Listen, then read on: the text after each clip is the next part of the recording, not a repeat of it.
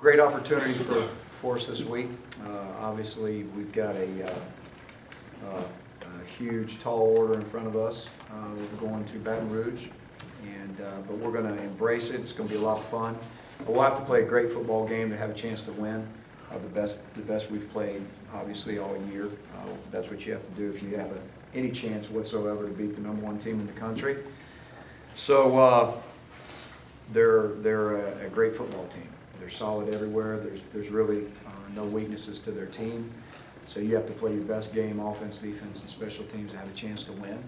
So we're going to start back today, and we are going to go back to work, try to improve in some areas that we know we need to improve in, and go down to Baton Rouge and try to play our best game. You know, we spent the last 48 hours really evaluating and you know, just looking again what we think is the best for Auburn. We're going to start Clint Mosley, and doesn't mean Barrett Trotter doesn't give us a chance to win. It just means that, you know, we've been struggling offensively the last couple of weeks. I don't think that's a secret. I feel like we need a spark there. I feel like in the second half of the Florida game, Clint came in and gave us somewhat of a spark, you know, when we needed it. And I think he's earned the right for the opportunity to start. So he'll be starting in Baton Rouge Saturday. I think he's really stayed focused along the way. Certainly in the last couple of weeks, I think he's really tried to elevate his level of game in terms of really, you know, preparing like a starter. You know, I feel like he's come a long way in the last 2 or 3 weeks in that regard.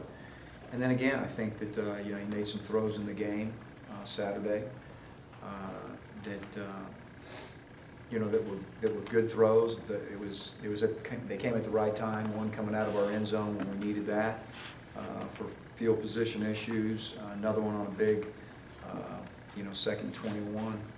So I mean, he just you know, again, I feel like, you know, putting it all together and looking at where we are offensively and the spark that we need.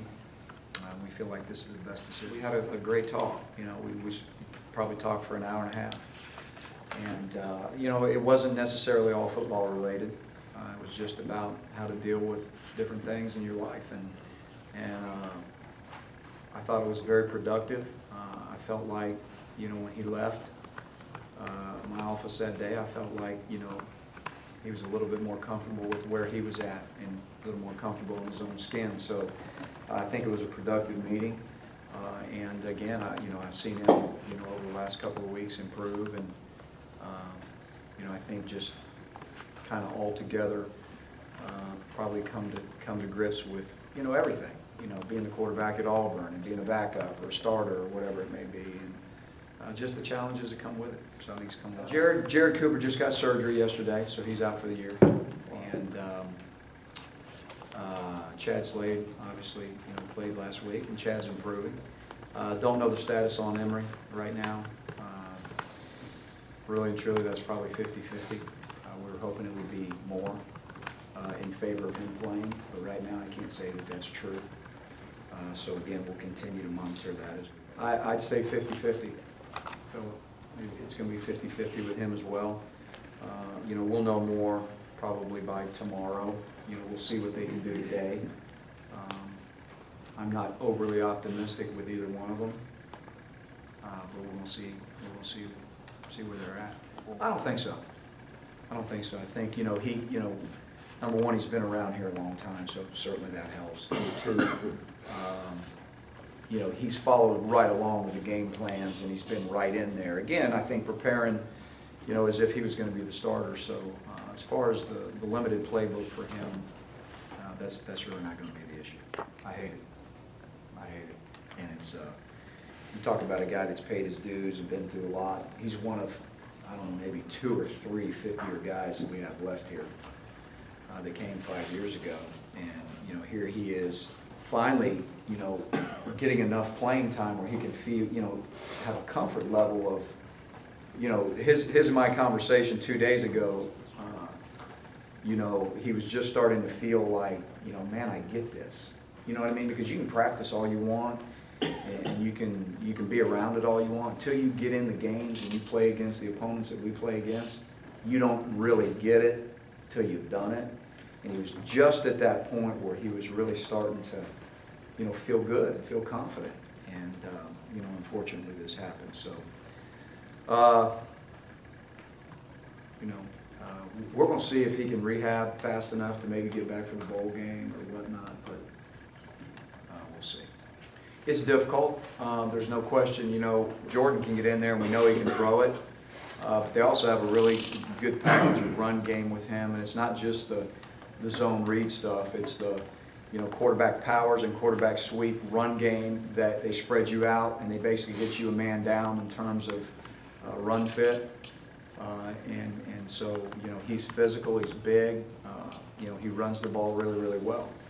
And so, you know, they've increased his number of snaps, you know, in the last couple of games, so I'm sure that we'll see a good number of the snaps. You know, the question is, how much do you prepare for him, you know, and how much do you not? So, obviously, we'll have a plan for both, but it becomes challenging.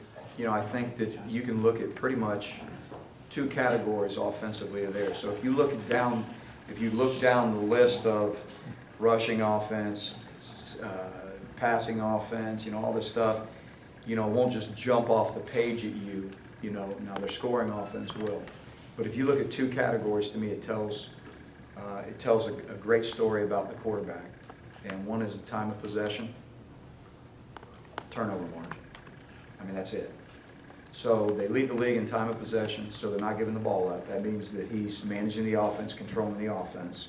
He's got so many great players around him right now, he doesn't have to win every game by himself. So what does he have to do? He has to manage the offense and not turn the ball over. He's thrown one interception. There's nobody in the league that's done that. He's thrown one interception. They're protecting the football. They're getting the ball back defensively. So their turnover margin is off the chart. And usually when your turnover margin is that heads and tails above everybody else, you can usually go back to the quarterback and see that he's managing the offense really well, not turning the ball over, which is what he's doing. You know, I don't know that matters. I mean, you know, everybody's got their distinct personalities.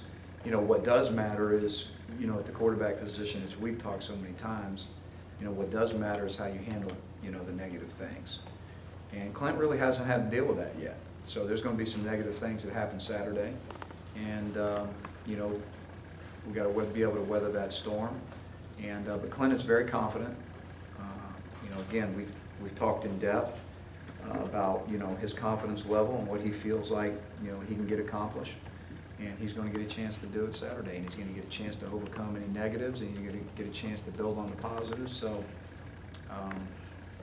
be a lot of fun. It's really important for me because I take that, you know, I take that to heart. You know, that's part of my job.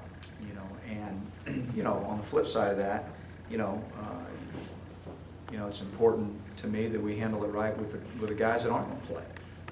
You know, and you know, Barrett was, you know, it's like I've said. You know, if that were my son, you know, how would I want that handled? You know, and I told Barrett that last night. I said, you know, this is the part of the business I don't like. You know what I mean? Because you got to tell one guy one thing, and you know, and see him and how they react to it. And you got to tell another guy another thing. But that's the business. That's the business part of it that you can't get around. And I got to make very, very tough decisions. But I care about every one of them and what they think and you know, how they handle things and how they react. And it's great to see a guy get a great opportunity. And on the flip side of that, it's really hard to see a guy that, you know, is having to take a back seat. You know, that's not an easy deal, especially when everybody's wanting to know what's going on. So, again, that's you're happy for the ones that get opportunities, and you hurt for the ones that, you know, that don't. And that's, you know, I don't know if that's everybody, but that's me. Ladarius Owens is going to be out for a good long time, and. You know, it's going to be, he's certainly not going to play in the next couple of weeks for sure. We'll keep you posted on it, but he's out for a pretty good while. Our plan this week is to take Devontae Sigler and work him some at one of the ends. Craig Sanders is just, you know, he's the Iron Man. He's played both sides, and Craig's the guy that can do that. We rely on Craig Sanders a good bit. I think in the game Saturday night he played inside defensive line. He played both defensive end spots. So when we had to get to some pass rush situations there later in the game, he played inside. So, but that's our plan. It is what it is with the injury situation, and we'll just keep continuing to figure out ways to to deal with it, but one of the ways is to take Devontae Sigler and help him, lighten the load on the outside. And, again, Gabe Wright will get, a good amount of reps in the inside with Kenneth Carter, and we'll keep pressing on.